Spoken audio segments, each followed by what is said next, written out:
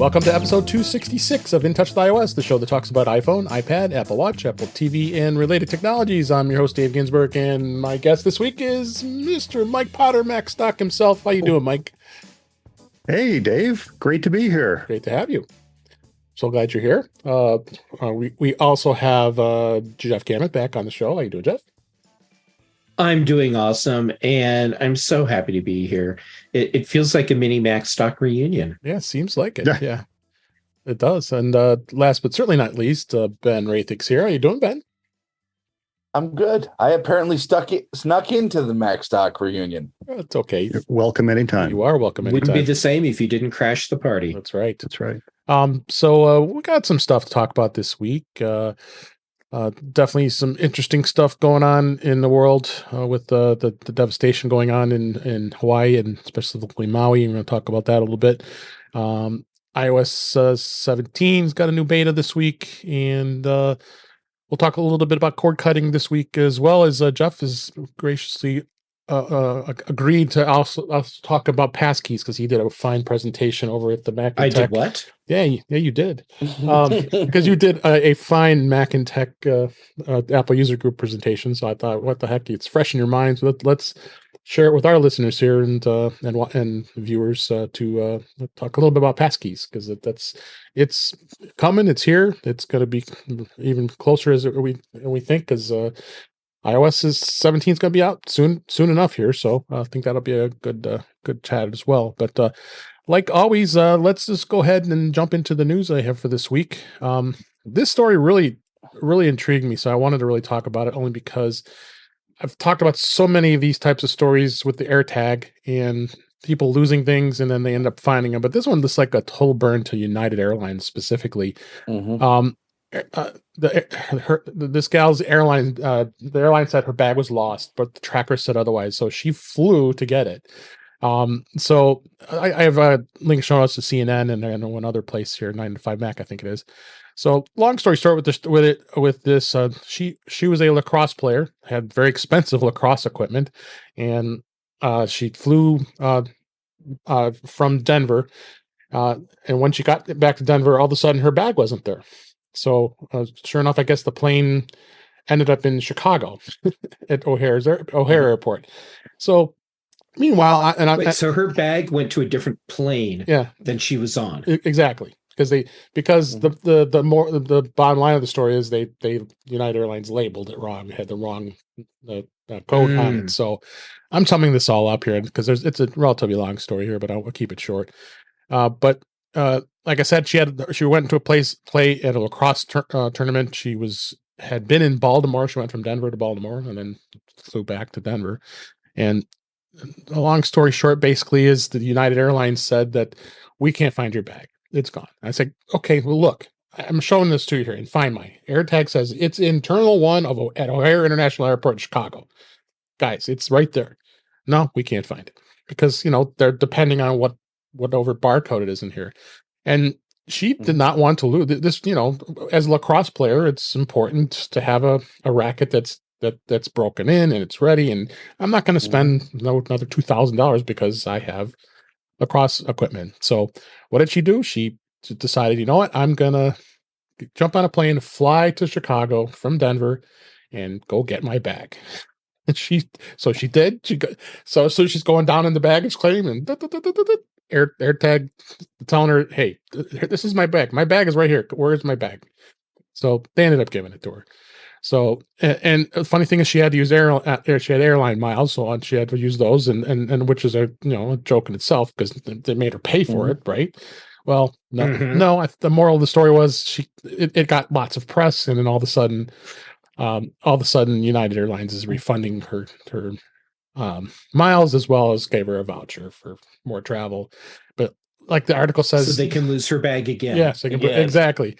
So this is a lot of bad things with United Airlines, but the article literally says her bag was found in 30 seconds as soon as she got off the plane to go retrieve it. So I found this to be a unique story, and And I like to hear your guys' take on the AirTag itself, and why the AirTag is just becoming more and more of an important thing to have as a device. Where you're for any bag, or I mean, I got one on my backpack. I have them on my keys and every place else. So, Mike, what do you think? Are you using? I assume you're using some AirTags, right?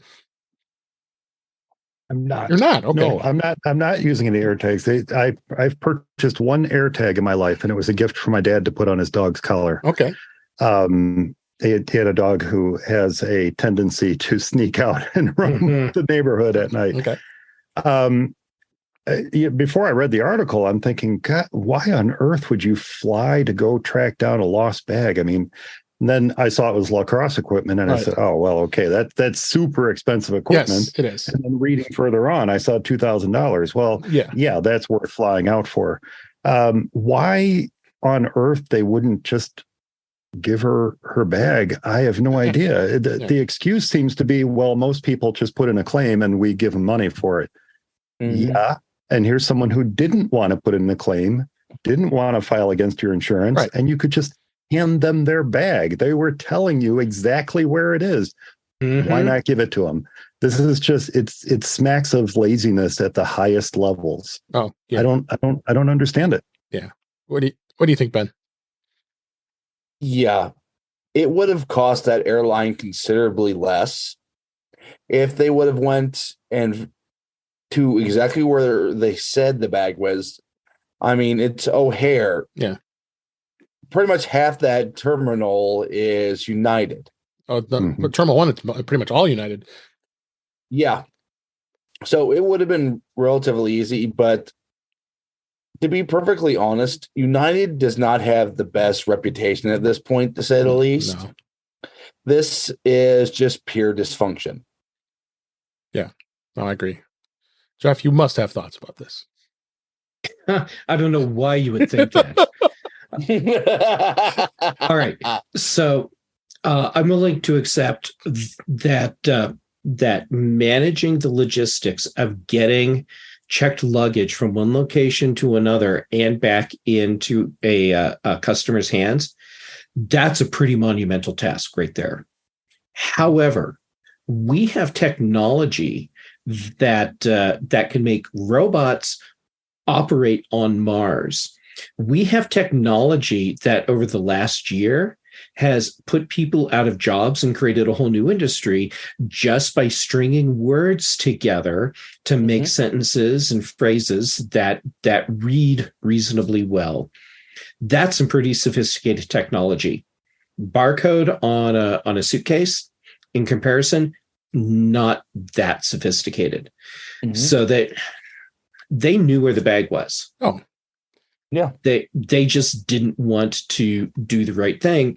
And the crappy thing is there's this feeling that I get from the airline industry in general that they don't really care, because it's not like if we want to fly somewhere, we can choose a different technology. Right. We have to go and get on one of these airlines' planes. And if they're all functioning basically the same, then it's not like you can say, well, I'm taking my business from United to Southwest. Good luck. Yeah, it's not going to make that much of a difference. Yeah. So the fact that that we're seeing people put AirTags on more and more luggage, to me, is an indication that people really are unhappy with the service that they're getting from airlines, and they expect their luggage is going to be lost. Yeah. I have AirTags on all of my bags that I travel with, and I don't check luggage. So even with that, I'm still AirTagging all my luggage. Yeah, because who knows? And I mean, you could get all the way up to the gate and they tell you, we're checking all bags at the gate. Yep. At which point my carry-on bag goes into the belly of the plane. Yep. There's an AirTag on it just in case that happens. Yeah, no, it's something you have to do. In fact, the backpack I just got was I talked about that a number of episodes ago. The one, it has an actual built-in AirTag, and it's built right into the backpack. So I think it's going to be something that you're going to see more and more bags, like even luggage, like Samsonite or American Tourister, or any of those luggage manufacturers are going to probably start considering doing something like this. Offering it at a price, of course, but to have it built in. Mm-hmm. So I mean, just tells everybody the AirTag works. It really does. And like you said, Mike, you put it on your dad's dog, and my sister-in-law has it on all 3 of their dogs, and I see it all the time. And Apple kind of steered away from using it for dogs, but people are doing it anyway. But as long as they put it on the collar and it's not at a point where they can get to it and bite it, because you got to worry that. Especially because there's that lithium battery and it decided that, but I think the dog thing is just kind of a mute point, because, Apple never says much about it other than that. I think it's more of a disclaimer to saying, don't. Yeah, Apple doesn't encourage it. We don't encourage it. They don't really want you trusting your dog's life to an AirTag. So I think what I heard Jeff say, though, Dave, is that behind the scenes, the airline industry is part of the secret cabal keeping flying cars away from the general population. That is literally what I was saying. I thought so. This is a conspiracy. It is. Yes, it really is. At the highest levels. Absolutely. Literally. Dave, I have one other quick thought. Of course, this whole please. thing. Tile should be incredibly embarrassed. Yeah. They owned this market. They still have more, as far as I know, more Tile devices out in the world than there are AirTags. Yep. This was their market. They could have been the name. This should have been an article about how a woman flew to Chicago and tracked down the Tile on her bag. Right. Mm-hmm. But it's not. It's amazing how a company that can have a lead like that and really own a market can become complacent. And then a company like Apple, especially Apple, shows up and says, it's our market now. And then boom, just like that, all the stories are about AirTags and not Tile. And it's like every week we're scanning the news stories for you guys to listen to hear about it. And every time I see it, it's the same type of story like this. But this one was by far one of the most bizarre. let's put it that way. Yeah. Tile screwed up twice here. Number one, they got arrogant and let Apple pretty much take the market from them. And number two, when it became very clear that the compatible Find My ecosystem was going to be very popular among its competitors. Yep. For purely pride reasons, they're like, no, we're not going to do it. Yep. Because they could have owned the Find My market. Oh, for sure. Yeah. For sure. So check out both articles I have here in the show notes. One was from CNN, and another one from 9 to 5 Mac. There was some really good information beyond what we talked about, but I wanted to just sum that up because we could probably spend a good chunk of time here talking about this because it's such an interesting story here. So talking about more of probably a lower key story here. Our thoughts and prayers are going out to the folks in Hawaii, specifically the island of Maui and the Big Island, because the massive wildfires and pretty much. I remember visiting there 10 years ago on Maui, and went to the old Lanai, Luau, and the Lanai. The downtown area was so beautiful. It's gone. I mean, the fires just basically wiped out that entire area of that very sacred and old city. But the story I want to talk about is just like AirTags, we're talking about iPhone's emergency SOS via satellite. This helped a family get rescued amid a forest fire. They were in a vehicle. The wildfires started erupted around them, and they were driving in a white van. They could not call for help because cell phone service was down and internet's also down on the island of Maui. So it did go through, and they had to go to the emergency SOS, and it uses the triggers to ask a few questions. And it's really interesting. This is from 9 to 5 Mac. There's a link to the person that experienced this and tweeted the actual step-by-steps of what went through with the SOS and the emergency services. and they gave the narrative. They talked about the fire and showed it the pinpoint of exactly where they were, right down in that area of Maui, and then gave through all the details, and they were saved. And it wasn't for this one person that had an iPhone 14 in their group. I believe only one person out of everybody had an iPhone, specifically an iPhone 14. Yeah, they rescued him. So I'm telling you, I love hearing these stories, and I think Apple should be very proud of the fact that they put this service on when the iPhone 14 was introduced almost a year ago now, and very proud to be an owner of an iPhone just because of that sake. I feel safe having that whenever I would travel. So, what do you think, Jeff?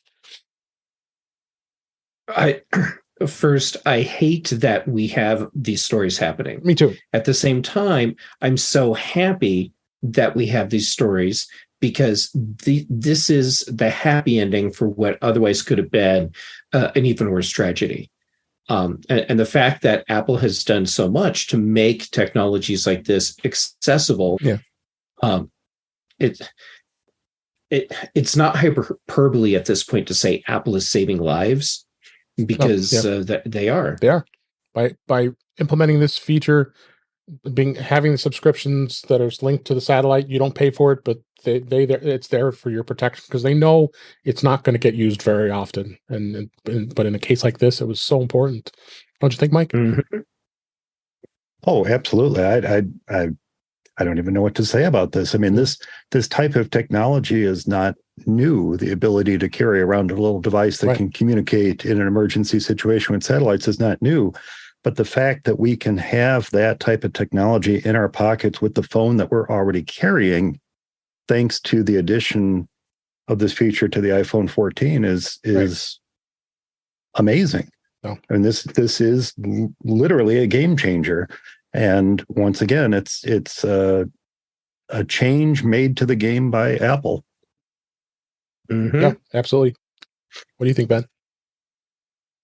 I mean, this is pretty much the worst case scenario, a Roland Emmerich movie in real life. Yeah.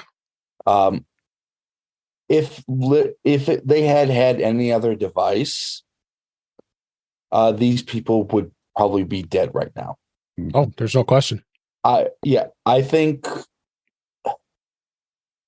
I'm not someone who normally would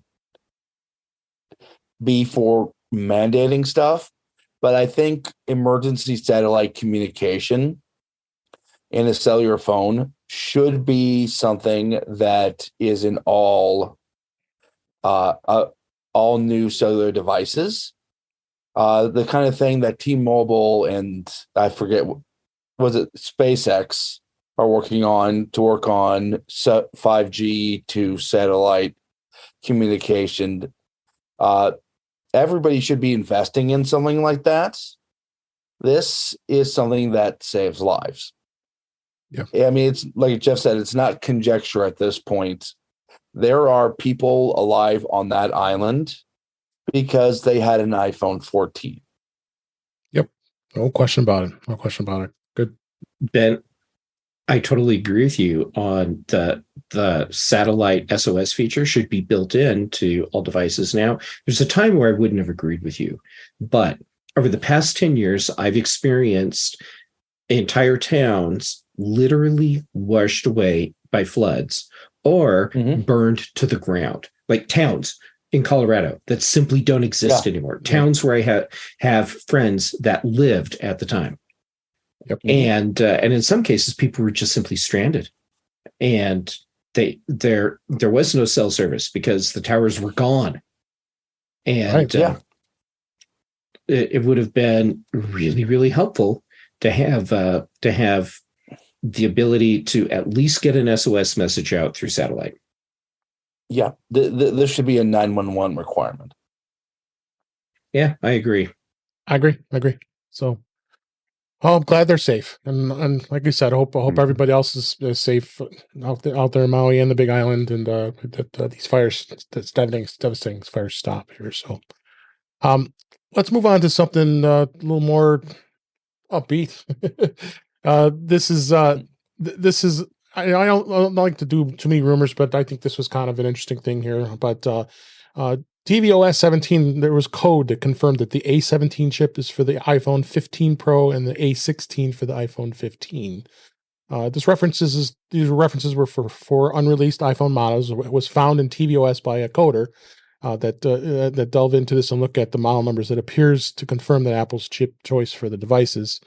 The identifiers went through and they're talking about an iPhone 15,4, 15,5, 16,1, 16,2 would kind of tell you that one set's the Pro, one set's not the Pro, and goes through and gives through this stuff. And interesting to see if that's the case, that they're going to just do another. They're doing the same thing. They didn't do this last time because the A16 chip is the 14 Pro and the 14 Pro Max now.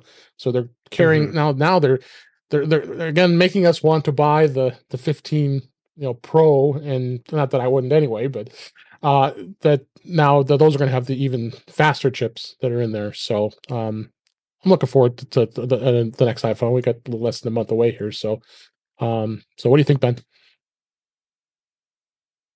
It makes sense to me. Yeah. Last year they set a precedent that the regular iPhone will have last year's Pro chip. Well, they're just continuing with that. Not only does it make the iPhone Pro look more desirable, it probably also helps with the bottom line a bit. Yeah, because it makes it truly a Pro model because it has the higher Pro chip. So, what do you think, Mike? Oh, I agree with Ben. I mean, there was precedent for this, and my only thought really is, one, I'm amused that they discovered this in tvOS. Yeah, that's the other thing I kind of wondered.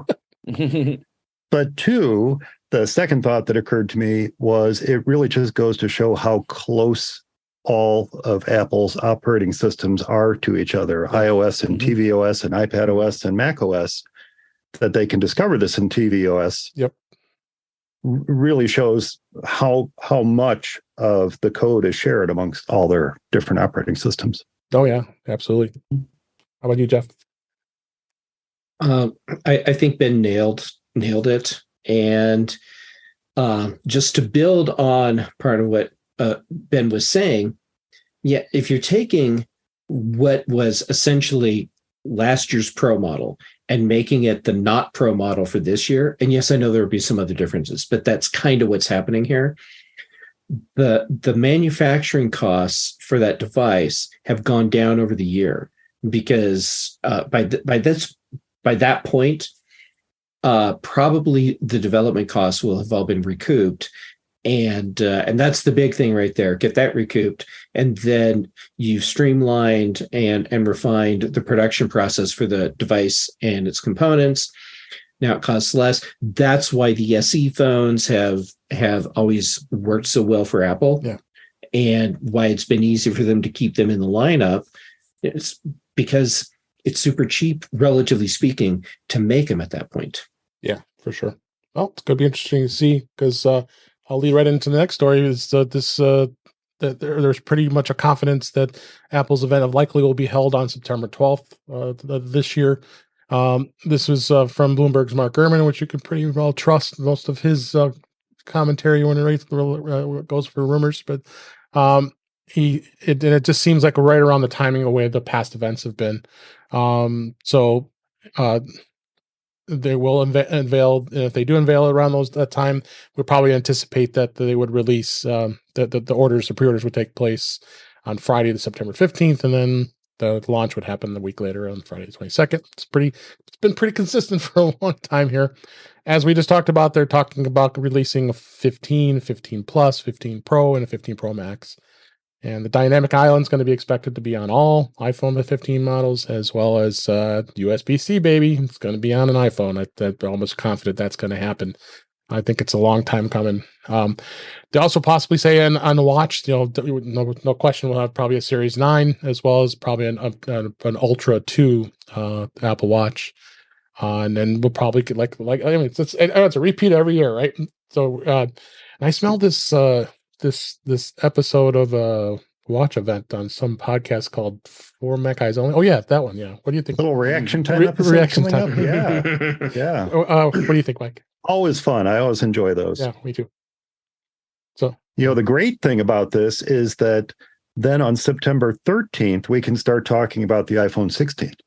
So, yeah, because they've been talking about it anyway, so I just ignore it. Yeah, but now we'll be officially talking about it. Yes, exactly. Yeah, you mean where they dust off the rumor article and just change the numbers? Just change the number, exactly. Yeah. Pretty much. That pretty much happens. Anything that didn't make it into the 15 suddenly is coming for the 16 for real this time. Yes, right. Yeah. Any thoughts, Jeff or Ben, on this before we move on? Go ahead, Ben. Go ahead, Jeff. You talk first. All right. Well, we'll see if I hit any of the stuff that Ben's going to say. Actually, I'll keep it short so that so that Ben, you have time to talk too. I'm going to throw out my speculation that no one will like, and my speculation is that the new iPhone will still have a Lightning port, and it will not be USB-C. I think Apple is holding out until EU law requires the USB-C port, and then they're going to take the port away. Interesting. Just take it away entirely? Yep. Or take away Lightning. And no, they're going to take away the port. There won't be a Lightning or a USB-C. No USB-C or Lightning. All MagSafe. Oh, that's interesting. Yeah. That'd be interesting. You're right, Jeff. I don't like that part. I don't like that they take away an auxiliary means of charging in an instance where you don't have the ability to charge via MagSafe. I'm not sure I like that option. Lightning port versus USB-C, I don't care. I like the Lightning port. It's easy to use. The convenience is the same. It's reversible. Plug it in, boom, it charges. Cool. It doesn't matter to me one way or the other. Yep. Go ahead, Ben. To be perfectly honest, USB-C may be the only reason that I upgrade from my 12 Pro Max. The thing is such a great phone still, even after 3 years, that it still feels brand new. And why spend a bunch of money right now that I don't have to? Bingo. Yep. Yeah. That said, there's one I would have agreed with Jeff if not for the Qi 2 spec.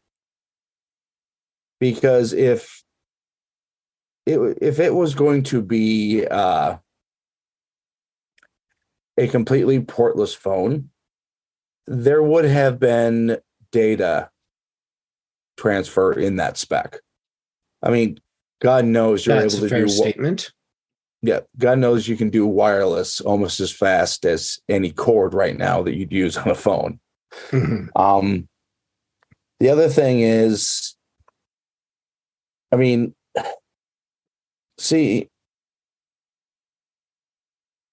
Apple knows the EU is not messing around this time. They could theoretically not keep with Lightning,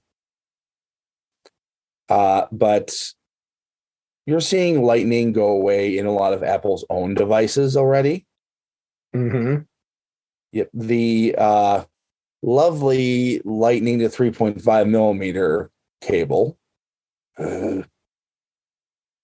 was basically put to rest in the Beats Studio Pro for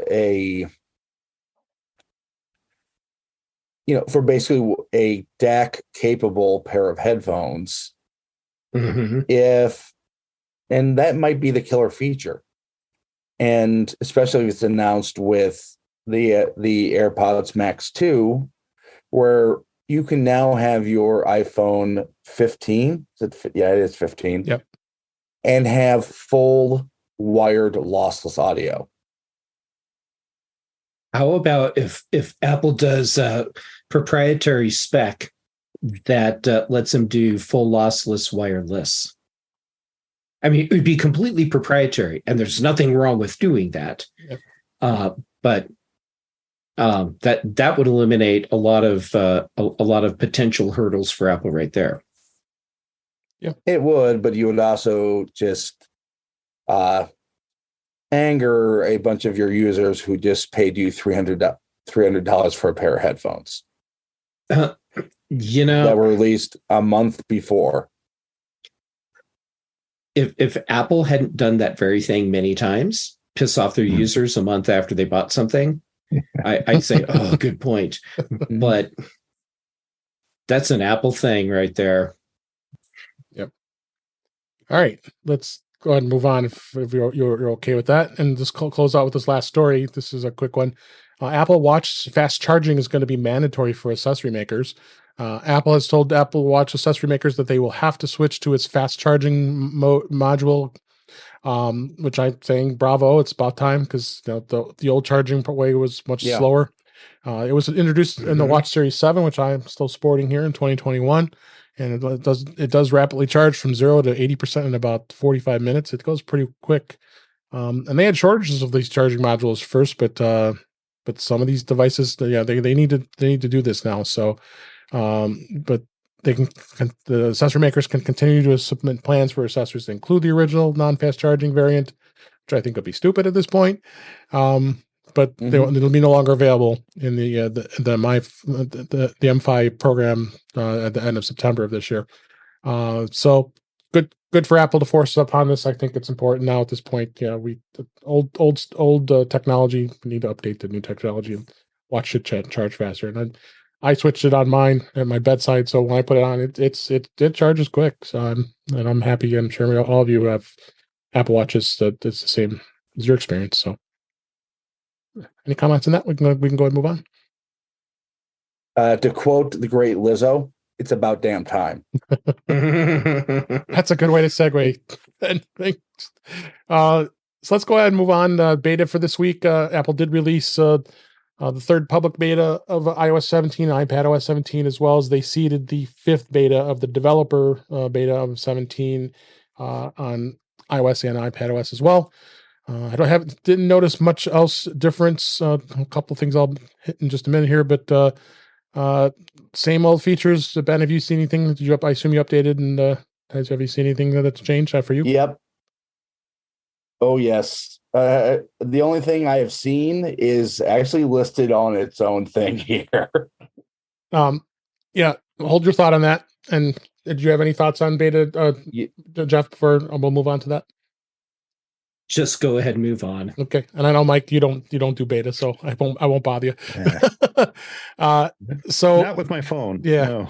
I'll just mention fifth beta of WatchOS 10 is out, as well as the fifth beta of tvOS 17. Generally, those don't have much going, but yes, this has probably been the biggest thing of the press. This was actually put out today as we're recording this, that yes, iOS 17 is changed where the end call button is located on the phone. A change was introduced with the first beta back in June that now is going viral this week. A number of changes in here. So now they're revamping it. And I'm looking at the picture. This was in 95 Mac. It is in quite a different place. It has been for like forever. That it's now down and shifted all the way at the end, because now we know how currently is that the end button is all by its lonesome at the bottom there, but not anymore. It's going to be all packed up with all the other buttons in one place. So you got to look on the bottom right to end your call. So go ahead, Ben. You wanted to say something about this. I know this is definitely. I think people will get over it just like anything else. That's pretty much what I was going to say. To me, I have had plenty of calls since they made the change. Mm-hmm. I didn't even notice it. Yeah, and I don't make calls on this phone, so I didn't even notice either. So, yeah, but I mean, I just look for the red. Yeah. Mm-hmm. So your eyes have to shift to the right a little bit. Yeah. So, any thoughts on that, Jeff? People hang up on me all the time, so I don't have to do a call. What's the big deal? Yeah. No, Click. All right. So overall, I think this is good because look what's happening with the rest of the buttons. They're coming down to the bottom of the screen. To me, a smartphone it's a mobile phone device. It should be usable in one hand. Yeah. As much as possible. Well, it should be usable in one hand. And with all the rest of the buttons up higher, it wasn't a one-hand communication device. Yeah. So bring them all down. Great. Now that's easier. Moving it to the side means that the times that I've accidentally hung up on people when I've gone to swipe up to get to a different app while I'm talking to them, that goes away. So I'm pleased with this overall. Yeah. What I would like is if there was a setting so you could move the end button to the other corner so that it's positioned best for left or right-handed people. Yeah, come on, but let us customize it. Let us customize it. I was just holding my phone in my hand to see how that would work as you were talking about the one-handed operation, and I agree with you. It should be in the lower left. Now, the other thing I'm not seeing a big deal made out of, though, is they're rearranging all the other buttons. Every other button is moved down there in the bottom. Yep. Audio swapped, mute is swapped, keypad is swapped. Oh, wow. Yeah, it is. I mean, everything moved. Completely shifted. So we have to learn where all the buttons are. And as Ben said, I just have to look for that big red one. Just get over it. It'll be fine. I just have to say something completely inappropriate, and the call takes care of itself. Yes. I'll hang up for you. I mean, my ultimate view on this, when the previous iPhone layout was designed, phones were a much, much smaller device. They're simply redesigning the OS to reflect current realities. Yep. Yeah. Absolutely. So it's definitely going to be interesting. We'll keep reporting on it when iOS 17 is finally released. We'll be covering this extensively, all the new features that we keep talking about on iOS 17 here. So let's go ahead and move on to a new topic here. And I asked Jeff if he would mind if we talk about this because he did a great presentation for the Mac and Tech Apple user group over in Colorado. And I thought it'd be a great way to talk about, since it's fresh in your mind, is about passkeys and how they've really evolved and how important they've become in everyday life, and especially when iOS 17 is released and they're syncing. So, if you could give us the overview on what you talked about at the Apple user group and what your thoughts are on passkeys. Well, first, the fact that you showed up and hung out and participated. That was really cool. It was so great to see you there. Yeah. Kelly too. All right. So, and Kelly Guimont joined us too. Yep. So I ended up with kind of an impromptu brain panel. It was a lot of fun. Yeah. So what I talked about for the user group, specifically because these are people that knew the word passkey had been coming up, but they didn't really understand what it was. So I talked about what a passkey is, and then we talked about how it was going to matter for them. So the short version for people who aren't familiar with passkeys yet, this is the next evolution in login authentication. So going beyond what we have today, where it's username and password plus some other method of authentication to go with it to make it two-factor authentication. This is where the devices are handling the authentication for you. So for each, we'll keep it simple for now. Each website that you log into that supports passkey, your computer, your iPhone, your iPad, whatever device is generating a public key and a private key. The private key is what you hold. The public key goes to the website. And when you go to log in, the website knows that you have a passkey, so it presents its part, and then your computer presents its part, and they match everything up. And if everything checks out okay, then you get logged in, and this takes place super fast. I've set this up on one of my Google accounts just so that I could play with it. And if something broke, I wasn't going to be completely screwed. And it's one of those things where I set it up, logged myself out, went to log in, and the login was so fast because it was just, I go to log in and I touch the Touch ID on my Mac and I'm in. I was done. That was it. And that's different from when you're using a password manager and you use Touch ID or Face ID to authenticate, because what that is, that's the password manager filling in your username and password to complete a login, as opposed to what Passkey does, which is authenticates through Face ID, Touch ID, something like that you are you. And then it uses these crazy long keys that it's generated, the private key and public key in the background, to verify that whole login process. And so the idea here is, once we start using passkeys, we have a method of authenticating for logging in to websites and other services where a man-in-the-middle attack is not going to be effective, where hackers breaking into a corporate database and making off with all the logins, that's not going to have any value because there's nothing they can do with those. They can't reverse engineer your private key out of a public key, even if it's an unencrypted public key. With the technology we have today, you just can't do it. And for the foreseeable future, you just can't do it. So all of your devices, as an Apple user, unless you're using like old stuff, you already have passkey support built in. And what's going to help really drive adoption forward on the part of companies and websites will come with iOS 17. And that's when passkey support gets really embedded into mobile Safari in a way that makes it useful for everyone.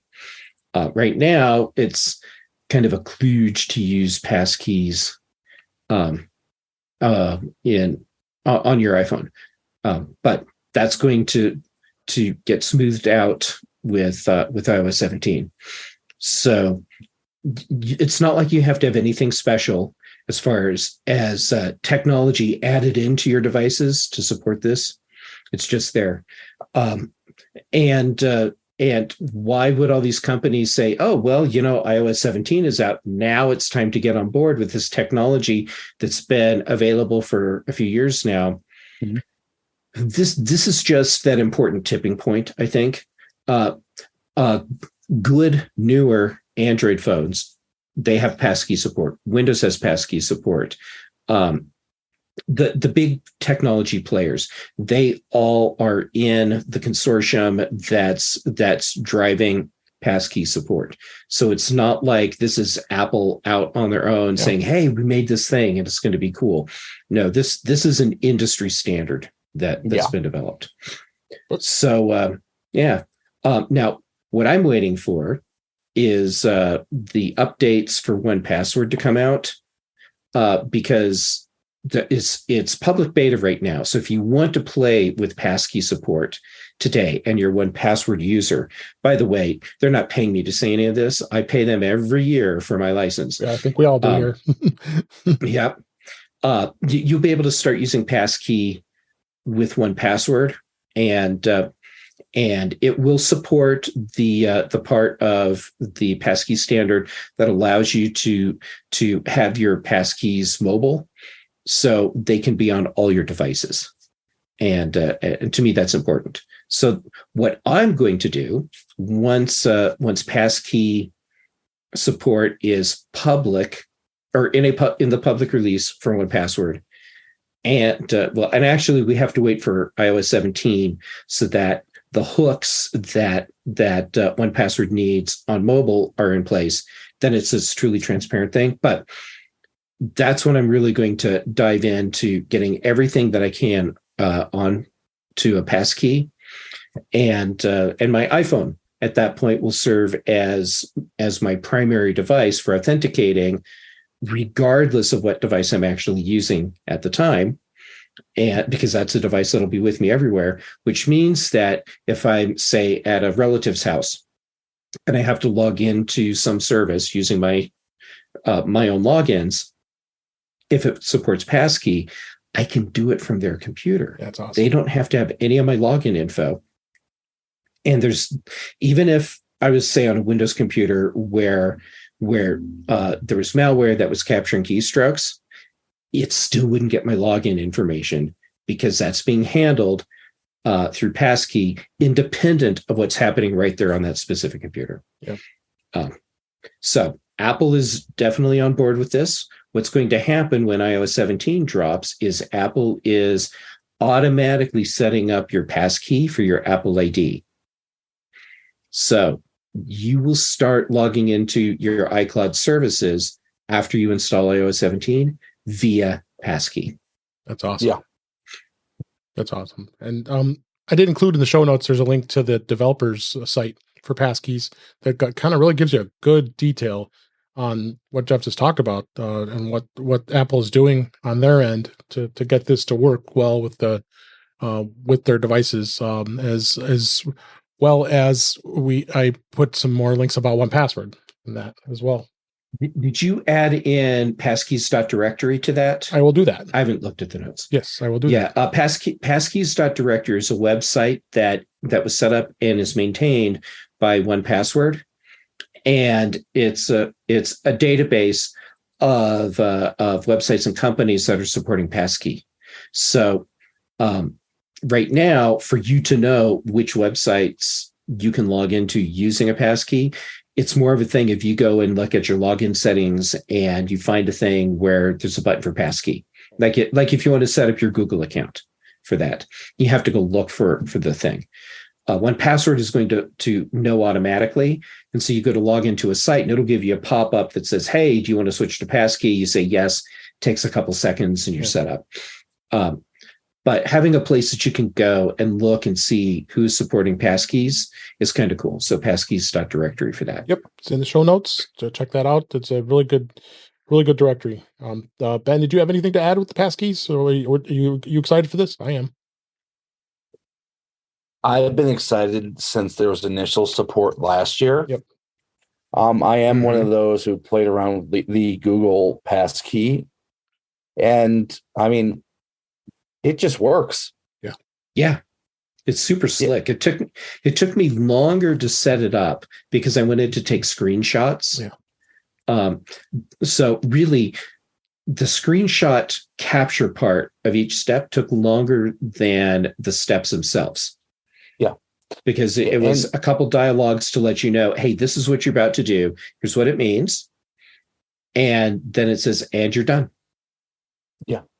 And I mean, the big three went in, made sure it worked with all their proprietary technologies seamlessly. It's something that Apple wants. It's something that Google wants. It's something that Microsoft wants. And as soon as it is out in the public, everybody should be doing passkeys. Yeah, well, I'm going to take it a step farther, Ben. Since this is out in the public, everyone should have all these companies should have already started using passkeys, or at least make it an option. Yeah, agree. Mike, any thoughts on this? Or is this something you're going to look at once it comes out? Oh, sure. I mean, I think on a personal level, this is a great advancement for typical users to have,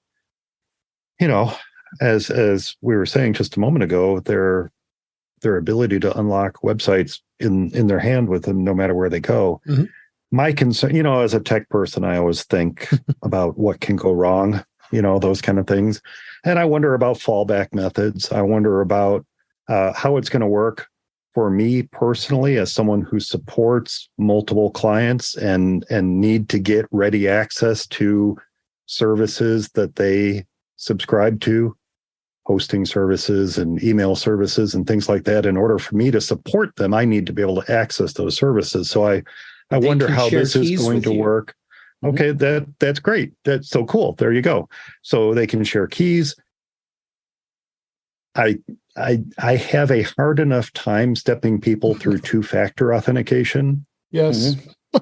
You received a text message. I don't see it. Well, you swiped it away. Here, let me have it send it to you. I totally get what you're saying. Yeah. I start thinking about valid. All these things. So on a personal level, freaking-tastic. Yes, it's about time. Everyone should be using this. On a personal level, on a mic level, I start wondering how this is going to affect me and my ability to service my clients. But that's not for anyone to be concerned about. That's just for me to be concerned about, and how I'm going to make that work as folks start switching over to passkeys for their services that I need access to. Well, be prepared as people start installing iOS 17 and presumably whatever version of macOS. When they went to the location names in California for right. macOS versions, that was it for me. I no longer have any idea what any version of macOS is. My brain just doesn't do it anymore. So anyhow, whatever we get this fall, I'm assuming it will do the same thing where it automatically would switch you to a passkey for iCloud. Right. I expect there will be some people that are very confused about what's happening, because if you're using passkeys on your Mac, you have to have iCloud Keychain enabled. It is a requirement, and a lot of people don't. Yeah. So, Mike, you're going to be getting calls from people wanting to know what iCloud Keychain is, and why is this malware trying to tell me it needs to be turned on, and or they'll get just everything leave it off. Yeah, just leave it off. Just ignore it. That's what people tend to do. No, that's horrible advice. Bad advice. I'm kidding. But I'm kidding. I mean, people are that way with MFA. I mean, multi-factor authentication. So yeah. I mean, and thankfully, more and more people are turning that on. Yeah, well, Apple's enforcing it on any new accounts at least. So if anybody signs up for an Apple ID, you have no choice. But yeah, I think if it's easy, and us as technology professionals here, we need to educate everybody with this. That's why I'm glad you took the time to kind of talk about this, and we probably should revisit this topic again in a future episode, just to it wouldn't surprise me if we do. Yes, just to reiterate, once iOS 17 is out, we've got some experience using it in the real world. I think people will be interested to hear about it, because got to get them to learn how to do it, and that's why we teach. Yep. And Jeff, the next version of macOS is macOS Wine Leopard. Wine Leopard? Wine Leopard. Nice. Yeah, I'm looking forward to macOS West Hollywood. Yeah. I mean, that's going to be a fabulous version of macOS. Yeah. With the remaining minutes we have left on the show here, I wanted to do a little bit of this week in cord cutting. There's been some interesting stuff, and it seems like it's always a constant when it comes to what's going on here. The first story I wanted to hit on is in Disney. They come up with the worst times to increase pricing. I mean, it seems like all streaming services are increasing their pricing as of late, and they were not doing very well with Disney Plus. They're losing the subscribers, and of course they also own Hulu and ESPN. So the biggest blow for us as consumers, they're going to be doing price hikes across the board for all the various services. So Disney Plus Premium is going to go up by $3, and then Hulu without ads, $3. It's $13.99 a month for premium. So no, you have no ads. And then Hulu without ads will also increase by $3 for $17.99. And then ESPN Plus, those of you who are sports fans and want to pay extra for that, will go up $1. But I believe you are going to be able to combine at least Disney Plus and Hulu together for $20 a month, and that's not with live TV. So you'll have that option as well. Wait, $20 for both? For both, yeah. Yeah. And that's ad-free? That's ad-free. Yeah. Yeah. Okay, that's actually the most compelling reason to get both services right there. Exactly. So because if you're paying you're going to pay $13.99 for Disney Plus, and then why not get Hulu without ads? And then another $18 for Hulu. Yeah. because that's telling people, you know what, because they were bundling all three, the Disney, Hulu, and ESPN Plus. So there's no, if you don't care about sports, as many people don't, then you wouldn't have to bundle it. So, but the price increases have been going like crazy. YouTube TV's done it. There's all kinds of the other services have been increasing on prices. It's cost of business. I mean, and especially you're paying to have the content on the specific services. Well, I mean, Disney has it; it's their content, but they're they are losing they're losing subscribers, and I guess you can't blame them. But it's just seems that it's the trend when it comes to that. The other thing too is Disney is going to start jumping on the Netflix bandwagon by cracking down on password sharing. This will happen probably next year. So because of their losses of moving, their losses, they're looking at this as well. This is going to be an opportunity to grow their business. Bob Iger said this on a financial call, saying this. So kind of expect that to be happening soon enough, and see where that goes. I'm telling you, this cord cutting world continues to evolve here, because it's a constant when it comes to change, and that's why I brought this topic into the show, just because I think it's interesting to see, and we're all living in this world now too. But I wanted to touch on a couple more issues with YouTube TV. If you didn't already know, I mentioned this in previous episode that I cut the cord. I got rid of Comcast, so I no longer have Comcast cable or internet. I'm very happy with AT&T Fiber, and I went and moved on to YouTube TV, and I'm been pretty happy with it so far. Takes a little bit of getting used to. The interfaces can be kind of quirky at times, and there are a few channels that I do enjoy that aren't on there. Specifically, the History Channel, because I do enjoy a lot of the content on there. So I find alternate ways of watching that, and legally, of course. But this is an interesting thing, and I've been playing around with it. YouTube does have this multi-view feature in the YouTube app within itself, and they've got a number of them, including sports, but they also have news, and they also have weather. So right now for the weather, they have both the Fox Weather and the Weather Channel in a double box through the multi-view. The news, it has if you want to be following CNN, MSNBC, and Fox, and I think there's one other channel that they have that too, and you just it's cool because you can navigate through each box and be able to scroll through these multi-channels. I'm hoping that they start adding more of this, because we talked about it with Apple TV. Apple TV was adding that feature with the MLS. So this is really going to be a trend, which you're going to see if this is going to happen. And for those of you who would subscribe to the NFL Sunday Ticket, they will have that multi-stream feature on there, because that kind of inspired why YouTube TV did this, because of the Sunday Ticket. People want to be able to watch their 8 football games all at once. So I laugh, but I have a feeling that's actually not a joke. I'm not sure, but no, it's when it was on DirecTV, they DirecTV had it set that way where you could watch all 12 games if you want, or however many are being played at one given time. God. Yeah. So yes, I will take Lamar Jackson and Patrick Mahomes on my TV at the same time. Jeff has no idea who you're talking about. So no, but I'm making up this amazing headcanon for what Ben is watching. One thing I also mentioned on the last story here is YouTube TV has been partially broke for iOS and iPad with some buffering issues. I have noticed that. They say they are working on it.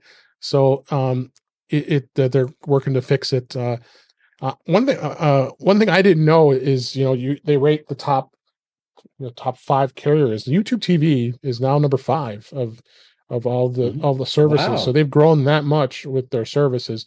I think you still have Comcast and some of the others that are up in the top 4 above it. But yeah, YouTube TV is becoming a relatively popular service out there where people are switching. I'm happy I did it. And we got the content. And if I get sick of it, it's easy to cancel. That's what's the great thing about it. You call Comcast. Well, they've gotten a lot easier now because they know people are doing it. If they argue with you, they're going to be like, they're going to social media bombed. So I've done that plenty of times. So, but that's core cutting for this week. Before we go though, I want to make sure Mike talks about MacStock and the virtual pass. I've been talking about it. If you don't already know, Mike, a number of times after MacStock has ended, and I know you're feverishly working on getting all the videos edited from MacStock 7. So tell us what's going on with that MacStock on as far as the virtual pass. And I saw it's available to be purchased now because you had it down for a time last week. So had it down just for a couple days, mostly because they're. Through confusion created only by myself, there is the virtual pass, right, which was for folks to join us live at MacStock, join remotely live and watch everything live. And then there's the digital pass, which I have been releasing every year since 2018. Right. So the digital pass is what's available for purchase now. I did the swap over from virtual to digital, and yes, have been working to edit all the videos down, the live stream videos down to just the individual talks, adding new title cards to each one with the author's visage. Yes, I'm looking at you, Jeff. Do I need to get you a photo or something? No, I got a photo. Okay. Yeah. Okay. The only one who doesn't have an actual photo this year is Mike Schmitz. He gave me it's like a caricature of him. That's what he wanted to use this year. Would you like a caricature of me? No, I always have one handy. You could supply your hand-drawn Jeff that you used in your presentation if you want to, but no, I've got a lovely photo of you. Yeah, your stock with pants. With pants. And with pants. So I am editing. So it's much easier this year thanks to the combination of Ecamm Live and the venue we were in, and the skillful directing of our volunteer Roger, who helped out this year. It's much easier. In the earliest videos, there are a couple places where we were getting our sea legs as we're doing the live stream, but it's going to make it a lot easier to cut it down and get that all released. And what I typically do with the digital pass, and I can rethink this at any time in the future, but I typically just include everything. It's all there, and I put little cues in the video to say, look, if you want to skip all this pre-talk stuff, just jump ahead to this point.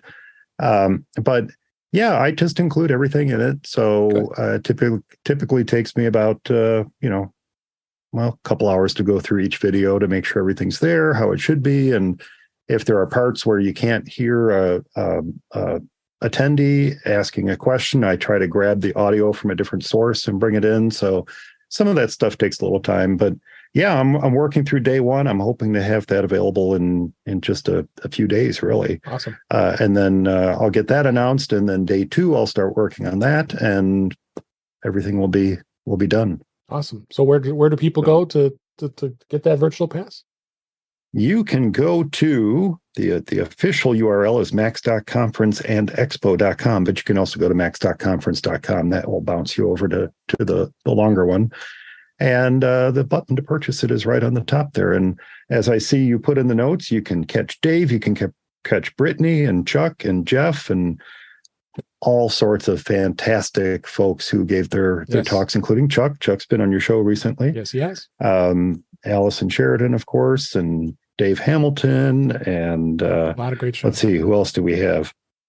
Rachel Schmitz. What was that? That's a lot of great people. Oh, yes. Rachel Schmitz and Mike Schmitz. Jill McKinley, who was on the show. Jill McKinley. Yep. She was on your show too. Yes. Yeah. Mm-hmm. Right. Yeah. She was on your show.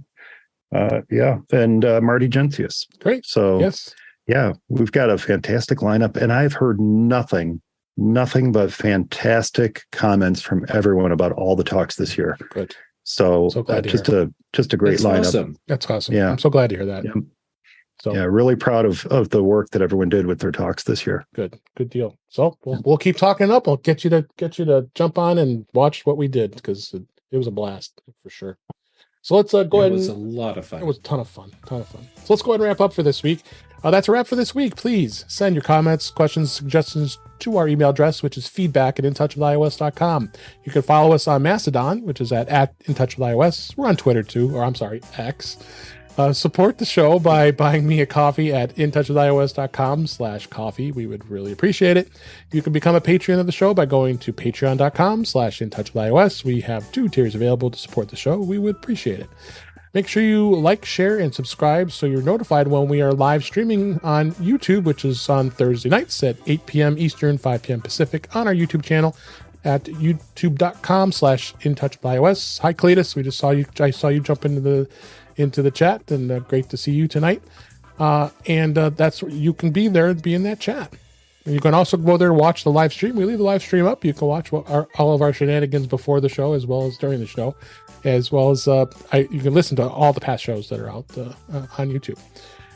You also can go and visit In Touch with iOS magazine on Flipboard, where many of the topics we discuss are flipped into that magazine. The link is in our show notes. You can subscribe to our show in your favorite podcatcher, including Pocket Casts, Overcast, Apple Podcasts, and many others. But better yet, just go to our website, intouchwithios.com, where all the links to all the ways to listen to us are there. I am Dave Ginsburg, and you can find me on Mastodon at DaveG65 and Mastodon.cloud. Mike Potter, thank you so much for being here. Where can people find you? I'm not sure I can follow that up, Dave. Folks can find me at forMacEyesOnly.com. There, Eric and I, we record live the 2nd and 4th Friday every month. And you'll find that at youtube.com/FMEOTV or on Mastodon, tooting.ninja/forMacEyesOnly. And of course, as you just so generously mentioned, Max.Conference and Expo. Also, tooting.ninja/Max.Expo. Thanks so much, Dave. Thank you for being here. Ben Rathig, so glad you're here as well. Where can people find you? Well, Dave, you can find me at Ben Rathig on your social media of choice. There's about 50,000 of them now. At least. You can find me on, you can find me on my website, rathig.tech. On Tuesday nights, you can find me on Mac Voices with a Mr. Chuck Joyner. On Thursdays and Fridays, you can find me on the British Tech Network with Mr. Jeff Gamet on the Big and Mac shows. And of course, Thursday nights, you can find me here in Touch with iOS, where I am a regular contributor. Yes, I'm very happy you are. Thank you. And then last but certainly not least, Jeff Gamet, thanks as always for being here. Great discussion about Passkey. I really appreciate that. And where can people find you? Well, first, thank you for letting me back on yet again. It is genuinely awesome to get to hang out with you and everyone that's here. I just love it. Okay, where can people find me? On the socials, Jay Gamet, basically everywhere. The places that I'm most active right now are Mastodon and Instagram. But I'm like everywhere. Let's see. Then shows. Chuck Joyner, for some reason, keeps letting me on Mac Voices Live every Tuesday. Then on Thursdays, as been noted, there's the big show on the British Tech Network. And then, Dave, you keep letting me on In Touch with iOS. It's just like the surprise that I get when Chuck clicks the admit button. I'm surprised when you do the same. But I do appreciate it. Okay, then on Fridays, back to the British Tech Network for the Mac Show, and then Brian Chaffin and I record the Context Machine. That's all I can think of for now. I think it's a good crop of places to find you, Jeff. Thanks so much for being here. And thank you for listening. We appreciate you being here. We enjoyed doing the show, and we will talk to you next time.